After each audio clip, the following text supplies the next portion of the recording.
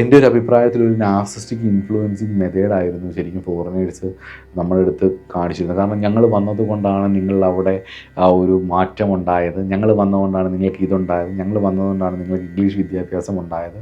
നമ്മളുടെ വിശ്വാസം അവർ വരുന്നതിനനുസരിച്ച് ഉള്ളത് കൊണ്ടാണ് നമ്മൾക്ക് ഒരുപാട് മാറ്റം ഉണ്ടായതെന്നാണ്.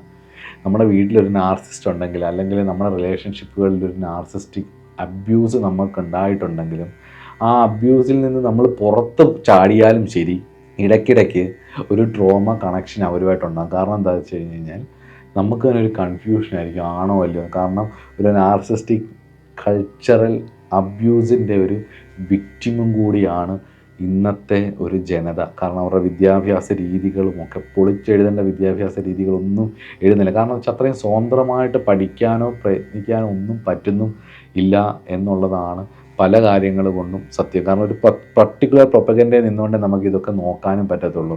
അതുകൊണ്ടായിരിക്കും നമ്മുടെ കൂട്ടത്തിലുള്ളവരൊക്കെ അല്ലെങ്കിൽ പണ്ടുള്ളവരൊക്കെ പറയുന്നത്, നമ്മുടെ ഒരു മുമ്പുള്ള ജനറേഷൻസൊക്കെ പറയുന്നത് സായിപ്പിനെ കാണുമ്പോഴത്തേക്കും നമ്മുടെ കവാത്ത് മറക്കും എന്നൊക്കെ. അപ്പോൾ ഈ അനുഭവം കൊണ്ട് നമുക്കൊരു അടിമത്വം ഉണ്ട്. ഒരു കോളനിയിലുണ്ടായിരുന്ന ആളിൻ്റെ ഒരു അടിമത്വം ഇപ്പോഴും നമ്മുടെ ഉള്ളിൽ, നമ്മുടെ മനസ്സിൽ എവിടെയോ ഉണ്ട്. ആ ഒരു നാർസിസ്റ്റിക് ആയിട്ടുള്ള ഒരു ഇൻഫ്ലുവൻസ് നമുക്ക് തന്നതുകൊണ്ടായിരിക്കും നമ്മുടെ ഉള്ളിലൊക്കെ അത് ഉള്ളത്. പക്ഷേ അതൊക്കെ മാറും, കാലക്രമേണ അതിന് മാറ്റം വരികയും ചെയ്യും എന്നുള്ളതിൽ ഒരു സംശയമില്ല. കാരണം എന്ന് വെച്ചാൽ പണ്ടത്തെ കൂട്ടല്ല, ഇപ്പോൾ സോഷ്യൽ മീഡിയ വല്ലാണ്ട് മാറി. പണ്ടത്തെ കൂട്ട് അങ്ങനെയൊന്നും പറ്റിക്കാൻ പറ്റില്ല.